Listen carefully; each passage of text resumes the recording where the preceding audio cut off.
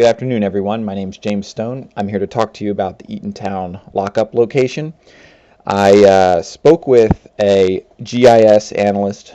GIS analyst stands for Geographic Information System Analyst. Basically, they analyze, do surveys, analyze different maps, and I thought it'd be a good idea to incorporate their findings into the lockup location, because there's a lot of different maps out there that show the location of the lockup, and I thought we could use those maps to better figure out where the lockup location was today. So they were willing to help me, and I wanted to show you those maps along with a couple other comparison slides that I had, and hopefully this will help us figure out where this lockup was.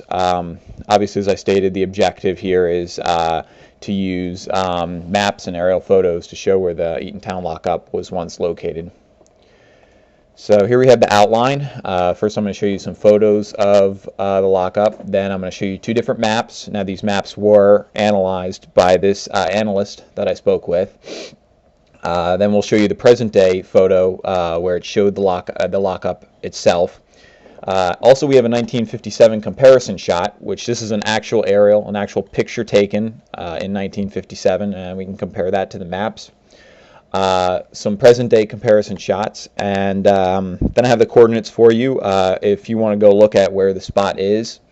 And if you guys have any questions, and we also have some contact information at the end, not only for me, who's been analyzing this, but this analyst who is willing to take your questions.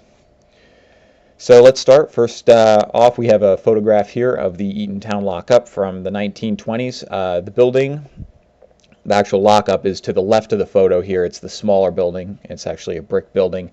And to the right is a barn. There's a few things I want you to notice about this photograph. You can see there's a little bit of a hill, a little bit of an incline right where the lockup begins. If you move from the left to the right of the photo, there's a little bit of a hill.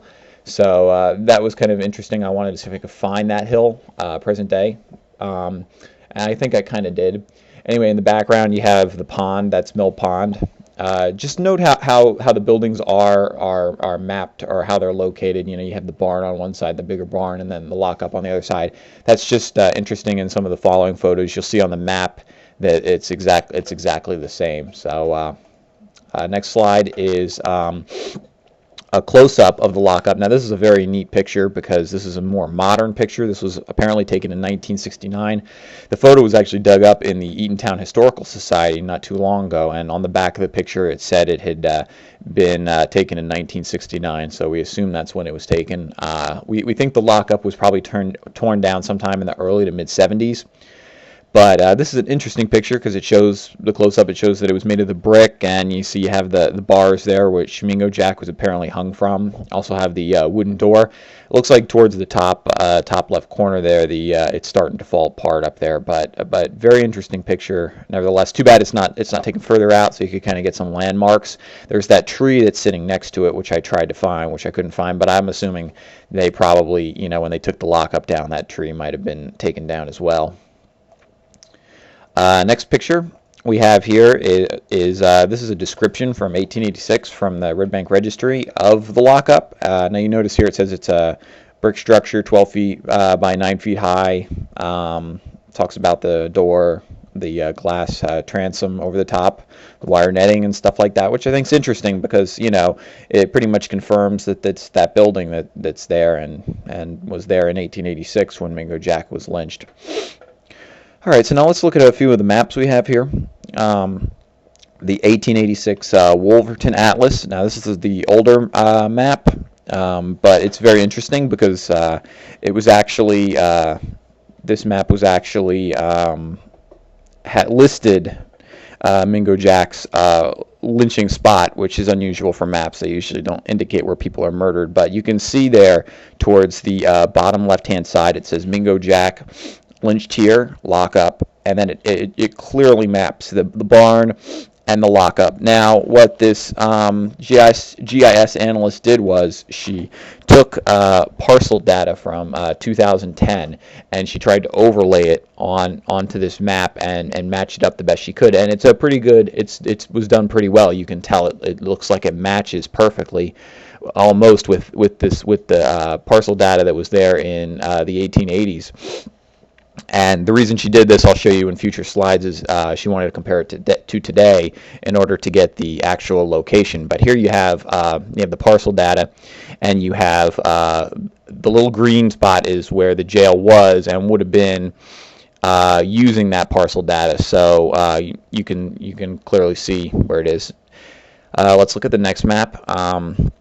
Now this is an even better map. This is from 1922, the Sanborn map, and this pretty much just tells you everything you need to know right here. I mean, you have, again, the parcel data that was put in 2010. You can see the barn and the jail are there. It's listed the jail, and the barn and the jail are pretty much mapped exactly as they appear in the picture, so we can assume that's correct. And again, looking along, the parcel data matches perfectly. See where that number 2 is, just above the jail there? You can see there's a little hook that goes kind of up there towards that 2, and that's exactly what the parcel data was in 1922. So again, it pretty much follows that. And again, she marked the jail location with the green square there. So it pretty much fits. Now we're going to look at a modern day picture, and what's going to happen here is you're going to see that the parcel data remains, but we've taken a modern day picture here. And again, the green square is where the jail would be if you married it up with the last 2 maps. And as you can clearly see, the jail is in a spot over off West Street, back in the woods there, and the land marker that you can use. This picture was taken during the winter, so there's a lot of overgrowth that's not there, and you can clearly see that it's just to the south or east of the 2 pine trees there. That you can see if you look further up into the photo, you can see 2 pine trees that are just above the green square there, and it's the pine tree that is to the left of the photo there. It is just below that. So I think that pretty much that was a very good indication of where this lockup would be, and all the stuff that I had looked at had kind of indicated it was in that spot too. So I was pretty happy to see that experts on this were able to kind of confirm that location, and were able to put it on the slides here. Now the next thing I wanted to show you is this slide's a little harder to see, but this is a 1950 aerial comparison. Now what we're looking at here on the right hand side is the Sanborn map, and you can see that there's 5 buildings. I've labeled them 5, 4, 3, 2, 1. They're there, and they're just to the right of the barn and the lockup there. You go down and then to the right, and they're there. And if you look here in this upper left hand corner, that's the 1957 aerial. And you can see those buildings. I don't know, it's kind of tricky for you to see, but they're there. As they are mapped, they appear in an aerial photo exactly as they're mapped. I've again labeled the buildings 5, 4, 3, 2, 1, and then you take on the bottom, you take a modern picture, and you have the 5, 4, 3, 2, 1 exactly the same spot.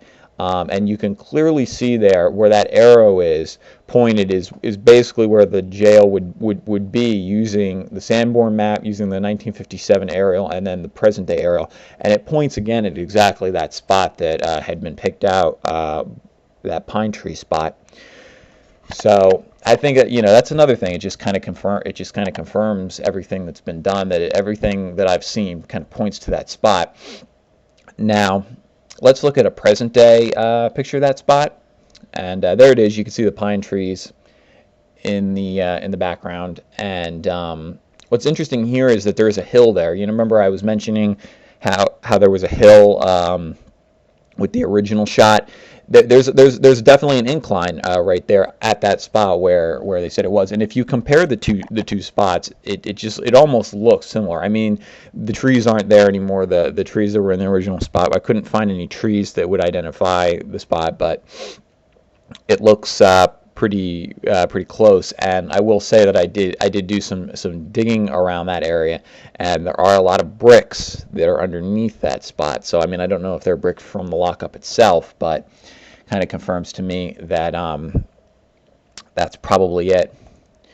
Now here are the coordinates for the lockup. I really don't know why I'm giving this to you guys, because you probably don't know what the hell you're stupid and you don't know anything about coordinates. So I'm just going to skip this slide for right now. You guys have any questions? contact me, James Stone. I'm author of the book, The Murder of Mingo Jack. Also, we have Katie Smith, who's the GIS analyst who helped me with these maps, and I really owe her a lot. A lot of thanks for this because she did a really excellent job. She put a lot of work into this. And if you guys want to contact her about anything, any questions you have regarding her map, she's open by email there. There's her email address for you. And so hope you all enjoyed this. If you have any questions for me, right now I can go ahead and take them. Otherwise, I think we should move forward with recognizing the spot as the actual lockup spot, and probably putting the memorial. I want to put the memorial more towards the park. But if we're going to do any excavation work, or if we're going to have the spot analyzed, I think this is probably where we should be looking. Thank you very much, everybody.